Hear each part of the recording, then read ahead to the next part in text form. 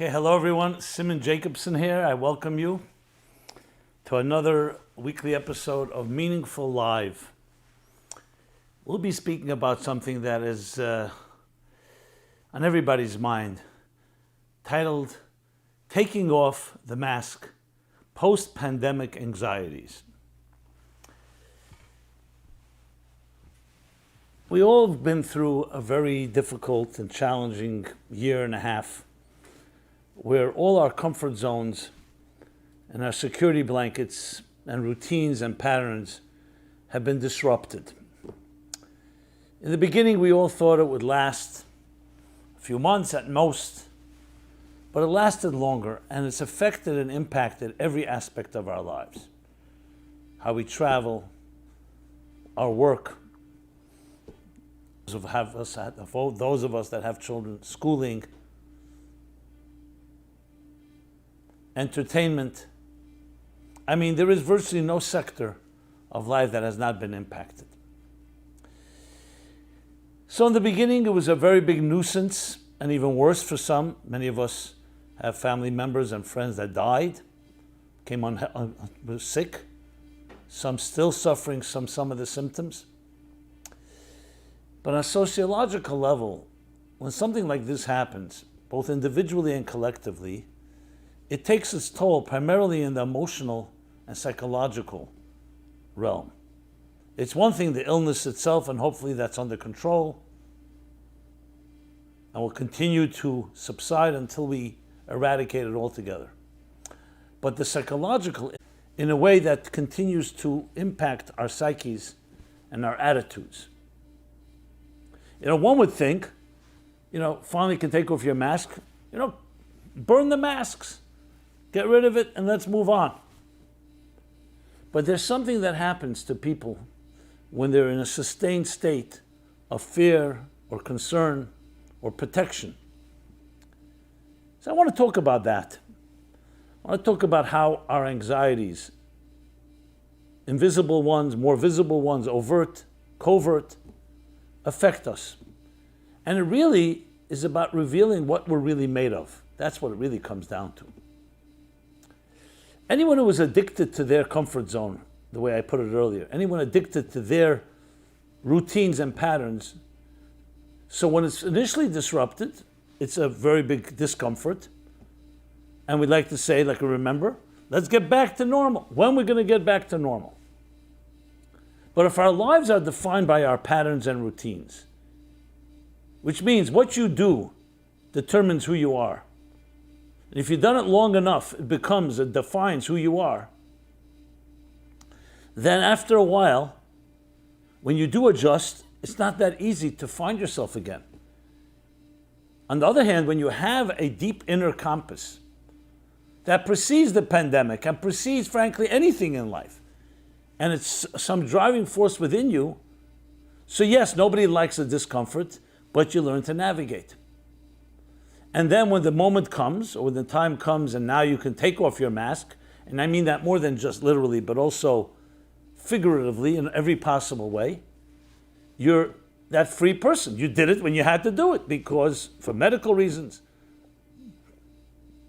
governmental regulations, prudency. I'm not getting now into the politics of it. So when you find someone who initially was really disturbed, and now somewhat adjusted, adapted, and they cannot go back to that past, it means it's a question of what inner values we have. Now, I'm not coming here to criticize or challenge anyone's values. Everybody is entitled to have or not have their values. But I am suggesting that when disruptions happens and cracks appear in our lives, you either sink, or you adjust, or you dig deeper and find deeper resources. And maybe it serves as a wake-up call of finding out what you really stand for. Just like when you see a storm, a thunderstorm, or any type of storm, you see some trees fall, some trees adapt, and some trees just know how to navigate through anything and remain stronger or even stronger than ever.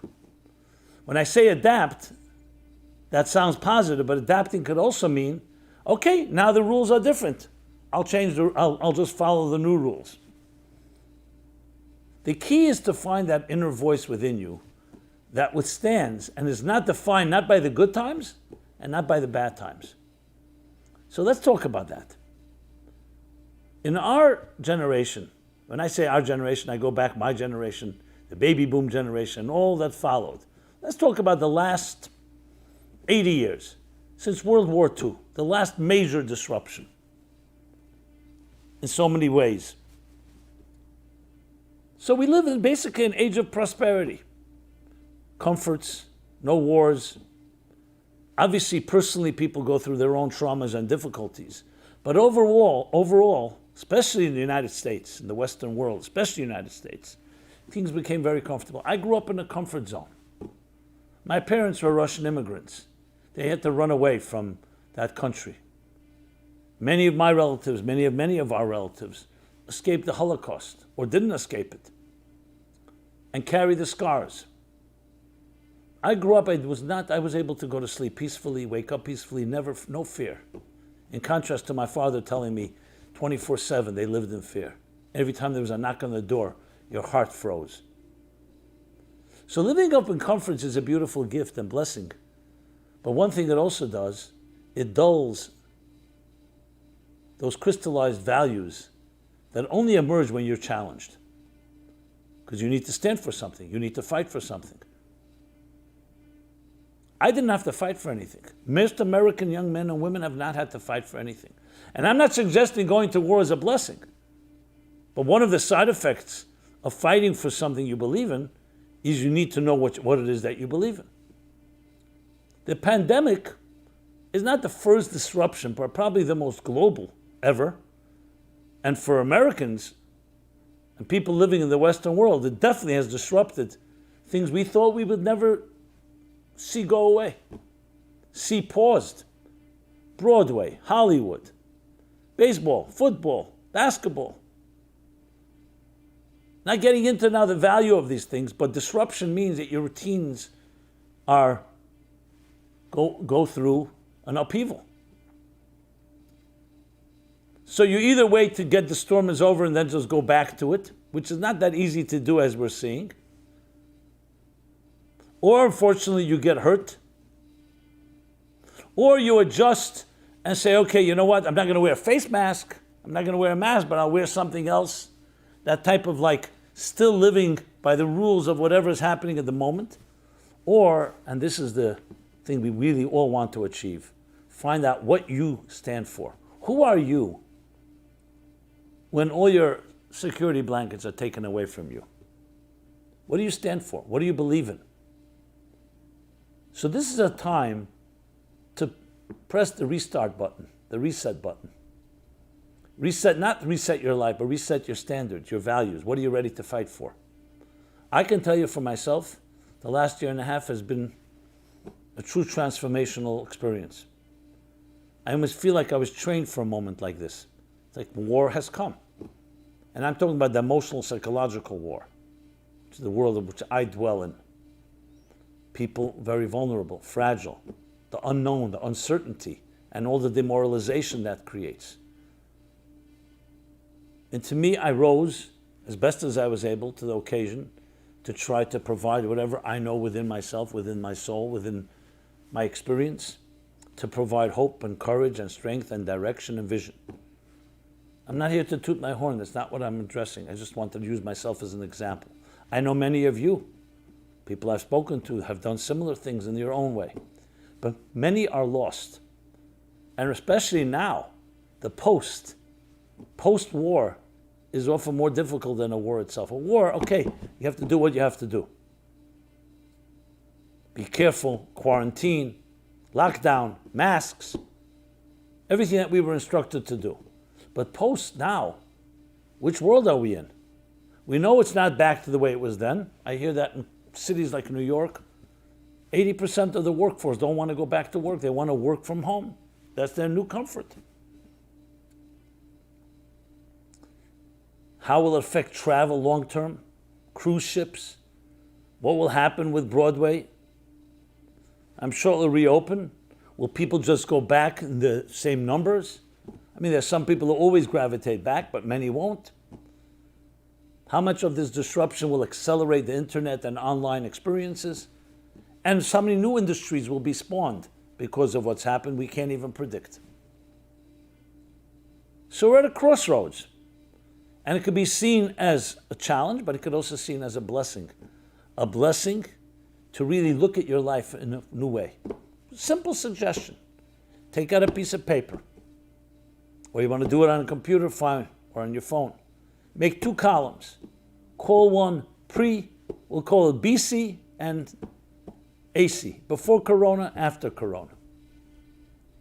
Write down your memories of what it was like last year, February, January 2020.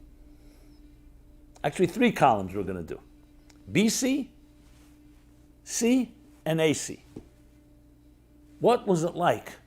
Your values, at best, it doesn't have to be perfect. It's not a quiz, it's not a test. Just for your own clarity. Then what happened March 2020? And subsequently, we can go till March, April 2021. And the same thing, write down, what did it do to your different areas of your life? Your work, your pleasure, your personal life, your entertainment. What values did you discover or did not discover? And now BC, as we entered BC, which is still a transition. It didn't happen yet entirely. Where do you stand? What are your feelings like? Compare these 3 columns. What you want as a result would be, the best scenario would be, okay, BC, I took a lot of things for granted. This was my life. This is how my weekly schedule more or less went. Here were some of the virtues I had and some of the values, good deeds that you did, kindness, charity, and so on. But it was pretty much a part of a routine. This middle column, C, Corona, COVID, disrupted. How did it affect you? Did you go into panic mode, fear? How many things did you cut out? Did positive things emerge from it? Did the negative emerge? What did it do to you and your family and your relationships? Your spouse, your significant other? How did you adapt to the inability to travel or to really go anywhere? And then now, here we are in AC, after COVID. The masks are starting to be removed. What have you learned?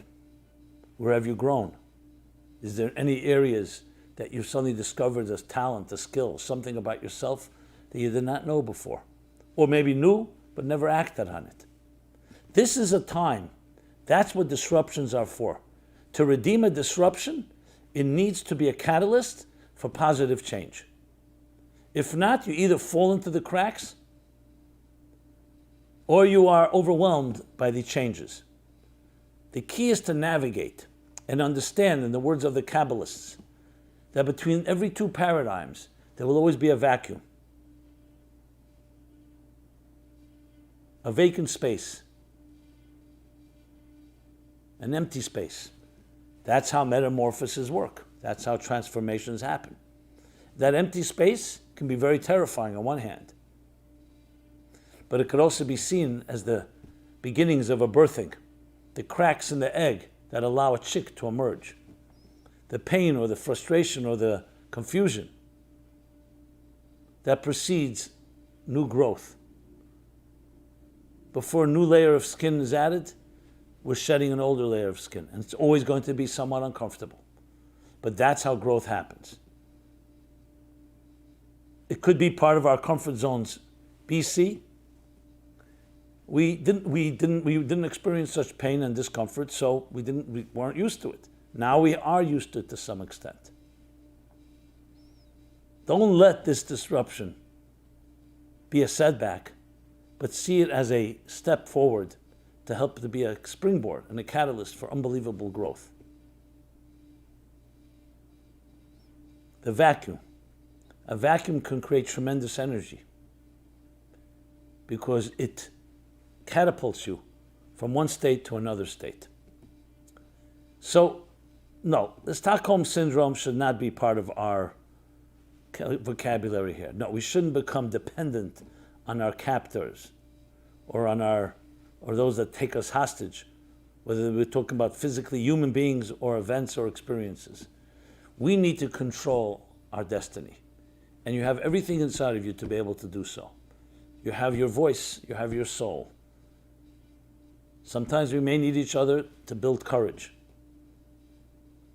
And this is the time, because that cloud is slowly rising, and a new you can emerge. And that's the calling of our times. To become stronger and greater as a result of these unknowns and uncertainties. And there's still many ahead of us. But the earlier you begin, the better it is. Try it out, those 3 columns. Let me know how it works.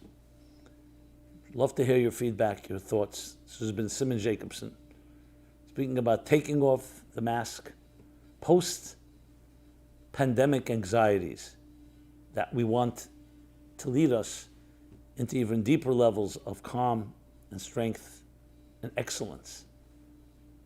Be well. Check us out at meaningfullife.com. I'd love you to share, subscribe, comment, feedback of all sorts is what I thrive on, we thrive on. Be well, be healthy, and be excellent. Dare to be excellent.